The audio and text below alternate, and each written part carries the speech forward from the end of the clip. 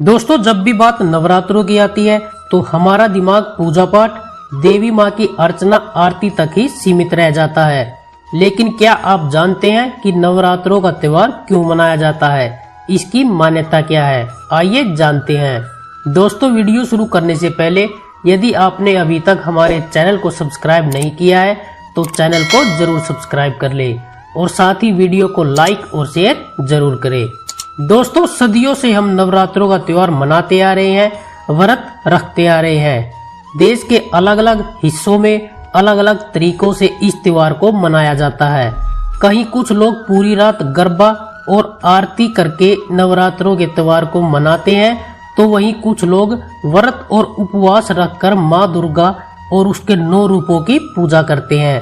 लेकिन इस नवरात्रों के पीछे असल कहानी क्या है, आइए जानते हैं। दोस्तों, नवरात्रों से जुड़ी एक पुरानी कथा है। महिषासुर नाम का एक बड़ा ही शक्तिशाली राक्षस था। वो अमर होना चाहता था, इसीलिए उसने ब्रह्मा जी की कठोर तपस्या की। ब्रह्मा जी उसकी तपस्या से खुश हुए और उसे दर्शन देकर कहा कि जो भी वह वर चाहता है मांग सकता है। महिषासुर ने अपने लिए अमर होने का वरदान मांगा।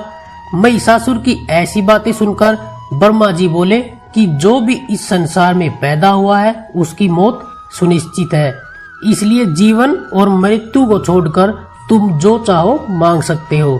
दोस्तों, ऐसा सुनकर महिषासुर ने कहा कि ठीक है प्रभु, फिर मुझे ऐसा वरदान दीजिए कि मेरी मृत्यु ना तो किसी देवता, ना ही किसी असुर के हाथों हो और ना ही किसी मानव के हाथों, अगर हो तो किसी स्त्री के हाथों।